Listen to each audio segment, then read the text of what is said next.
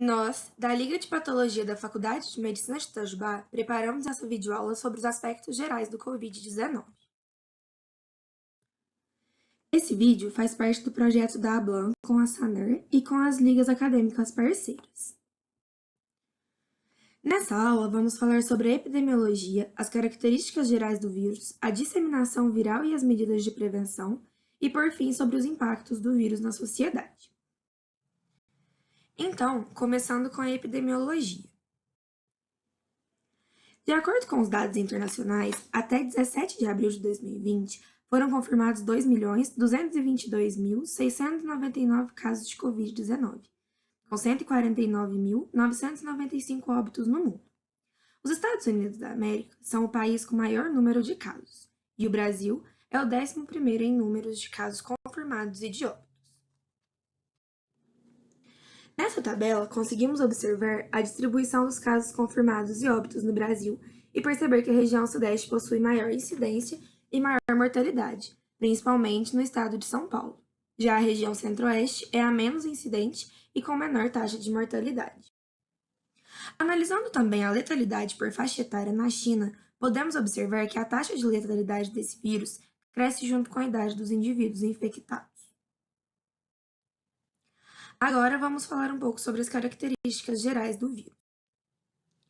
Em conjunto com os agentes da Síndrome Respiratória Aguda Grave, também conhecida como SARS, e da Síndrome Respiratória do Oriente Médio, também conhecida como MERS, o SARS-CoV-2 representa o terceiro coronavírus humano.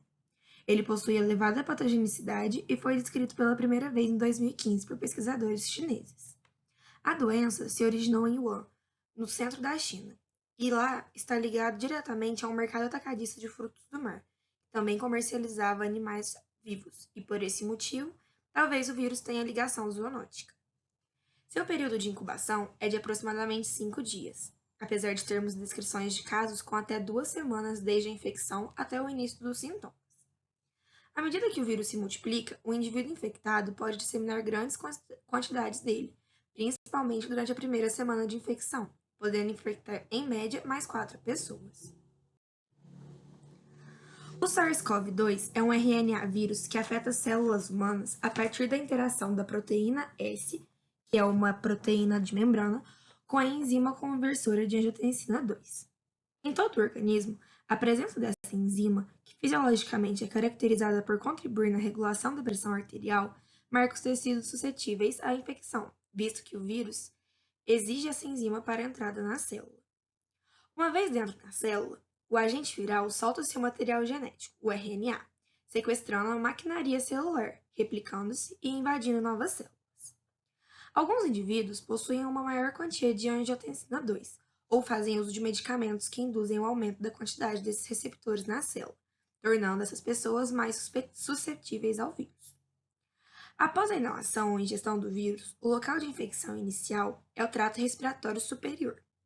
O vírus começa atacando as células da fossa nasal, avançando pela garganta, gerando os primeiros quadros clínicos, como anosmia, que é a perda de olfato, odinofagia, tosse e congestionamento nasal.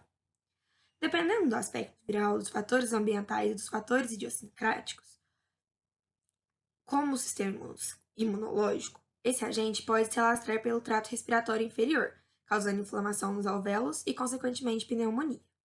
Cerca de 80% dos indivíduos infectados não manifestam a doença, ou seja, são assintomáticos. Já os pacientes sintomáticos podem desenvolver febre, tosse seca, dor de garganta, perda de olfato e paladar ou dores na cabeça e no corpo. Entramos agora na parte de disseminação viral e as medidas preventivas. A transmissão é feita através de gotículas suspensas no ar, que podem ser disseminadas pela pessoa infectada ao tossir, falar ou espirrar. Essa transmissão também pode ocorrer por contato caso a pessoa infectada espirre na própria mão e encoste em outra pessoa. Mas, mesmo com esse risco, o Ministério da Saúde ainda frisa a importância de cobrir a boca ao tossir, falar ou espirrar. Além dos cuidados de higiene contínuo, o uso de máscaras, álcool em gel e o isolamento social são considerados uma das principais medidas preventivas. Apesar de ser apontado como essencial, a quarentena ainda é uma questão muito polêmica. Vários estudos foram feitos para avaliar e entender seus prós e contras. E, em um deles, Em uma revisão feita por Cochrane, foi concluído que a quarentena é muito importante na redução da incidência e mortalidade durante a pandemia do Covid-19. Além disso, apontaram também que quanto mais cedo é feita essa implementação em conjunto com outras medidas de saúde, mais eficazes são os resultados. Por fim, após entendermos um pouco mais sobre o vírus, chegamos aos impactos que ele causa na sociedade.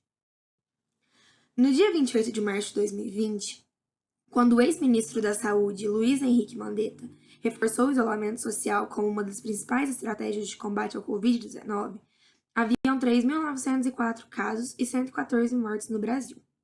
Nesse cenário, os números já eram preocupantes e alarmaram as autoridades. Hoje, 23 de abril de 2020, já temos 46.701 casos e 2.940 mortes.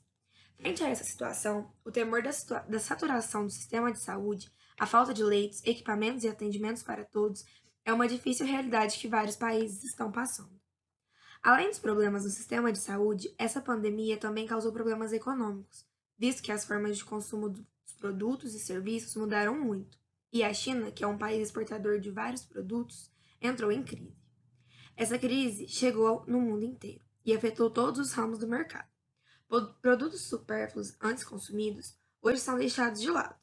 Compras em lojas, estabelecimentos, supermercados estão sendo trocadas por compras online sempre que possível, devido ao isolamento social. Muitos funcionários estão sendo demitidos. Grandes empresas como a Apple, a Renault, sofreram queda nas suas produções. Dessa forma, podemos observar como o Covid-19 interfere diretamente na economia.